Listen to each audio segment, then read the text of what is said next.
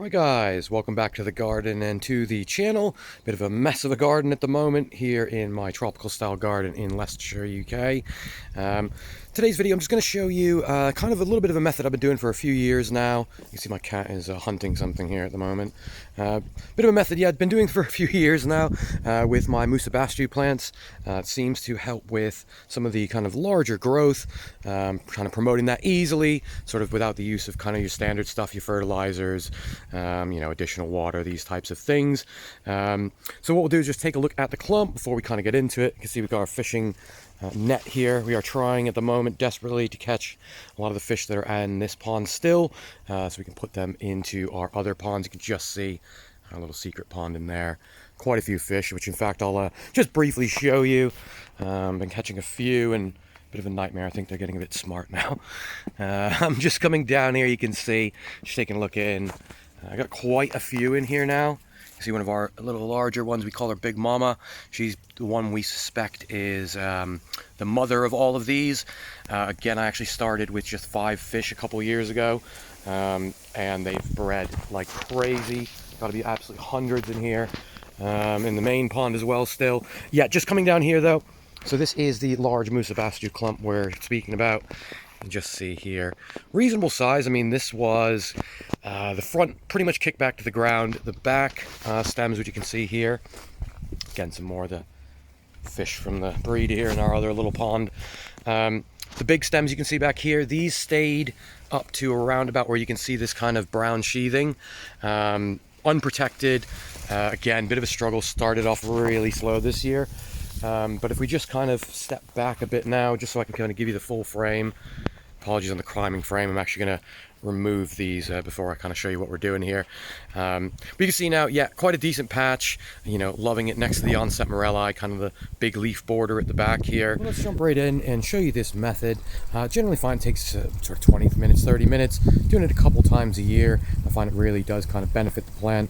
Alongside with sort of water and things like that, especially as we've had a very dry year this year. Hopefully this will help you guys to get bigger leaves and of course enjoy these plants and a lot more growth out of these. We'll just jump into the method now. So it may seem a bit brutal. Essentially what we're going to be doing is using a bread knife for this. Apologies guys, I'm doing a Tim from New York Tropical here. A bit too hot, a bit warm this whole summer. But essentially showing you what we're going to be doing. We're going to be taking off one of the lower leaves.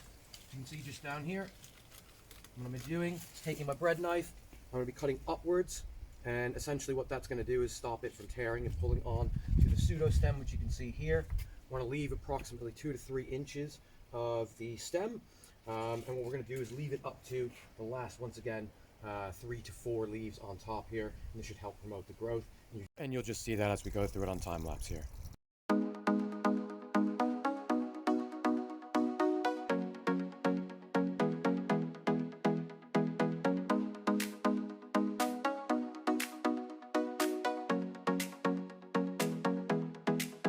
Alright, so you can see now, it has thinned it out quite a bit. Now, of course, this has multiple advantages for the plant.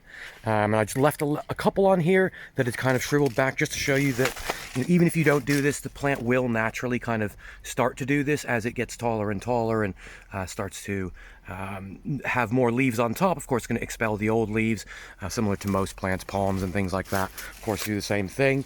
But what you can see, if we take a look here now, we've definitely got a bit more openness in the back here.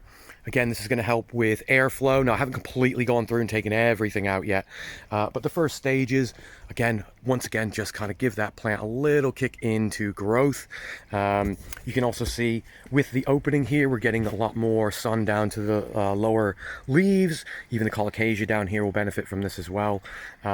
And of course, what this also means is when light is coming down, it's also going to get a lot of the pups and lower plants. Again, so kind of helping this clump to grow. This clump is about 5 years old from B&M. Started off as one plant, and you can see now we are just multiple plants, loads of pups coming up. You can see the waste we've taken off here. Again, I'm going to be using this as a mulch. Just chop this down. I essentially put this sort of right around the base and mulch it into the surrounding beds as well. Really good sort of nutrition, giving it back to the soil. No use in sort of tipping that. But with that said, I think it definitely changes the aesthetics of the plant, instead of more of a bush-like look to it, I should say. If we just pan this way, and I'll try not to spin you too quickly.